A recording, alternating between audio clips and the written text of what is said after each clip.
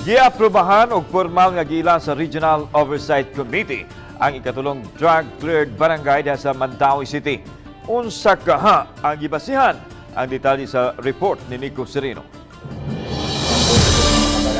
Human sa pipila ka buwan nga paghikay sa mga papeles, formal na nga giila sa Regional Oversight Committee ang anti-drug efforts sa barangay Subang Dako. Kagahapon giila sila nga ikatulong nga drug-cleared barangay sa syudad sunod sa barangay Bakilid ug Tawason. Sa lagda sa PIDEA, PNP, DILG ug DOH, ilhon nga drug-cleared ang usa ka barangay kung ma-account ang tanang drug personalities sa dapit.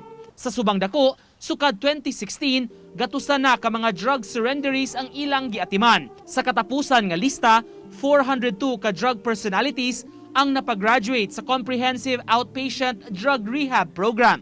Aminado ang mga barangay officials dakong hagit ang drug-cleared status apan paningkamutan nila nga mamintinar kini. Actually, before I thought it cannot be done, no? It cannot be achieved.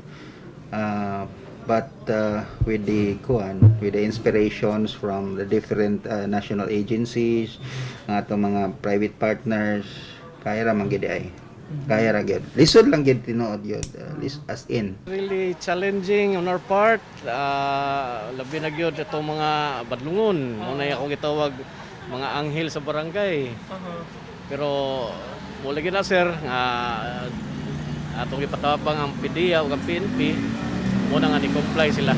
Human sa graduation sa mga drug warriors, tinguha karon sa barangay ug sa syudad nga matabangan sila sa ilang panginabuhian alang sa hingpit nga pagbag-o.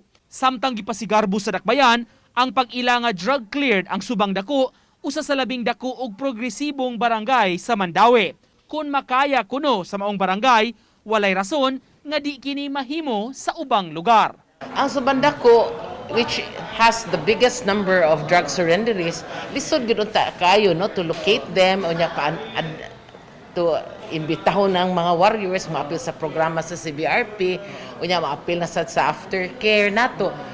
But they did it. Uban ni Godfrey Relien, Nico Sereno, Balitang Bisdak.